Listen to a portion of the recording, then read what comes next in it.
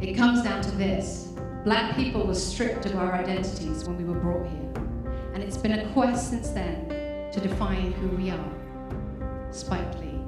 For 17 years, the American Black Film Festival has nurtured aspiring screenwriters, actors, and filmmakers, providing that stepping stone to break into Hollywood, a feat that's difficult for anyone.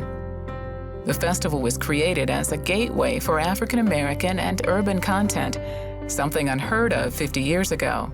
One day right there in Alabama, little black boys and black girls will be able to join hands with little white boys and white girls as sisters and brothers. I have a dream today. This year marks the 50th anniversary since Dr. Martin Luther King made a call to action for equality. Since then, schools became desegregated. Discrimination became illegal in the workplace. Politicians of different race and color took office, and television and film became more diverse.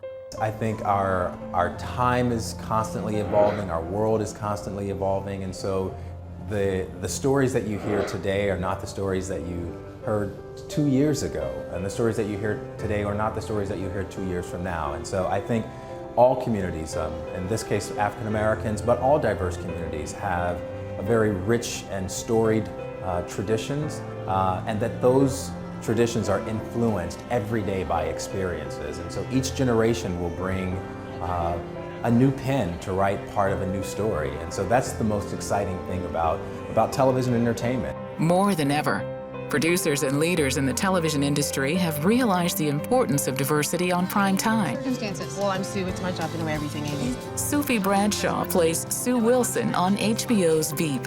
She agrees television and film have come a long way. I'm really grateful to be in this time because it would have been maybe slightly more difficult to be an actor 20, 30, 40 years ago. In the early 2000s, blacks played 15% of roles in film and TV. Yet today, it has fallen to 13%. TV does not reflect the world to me. Movies don't reflect the world to me. I see one thing all the time, and I see kind of something else over in the background. Nelson Ellis plays Lafayette on HBO's True Blood. He admires film festivals like ABFF that shine a limelight on diversity.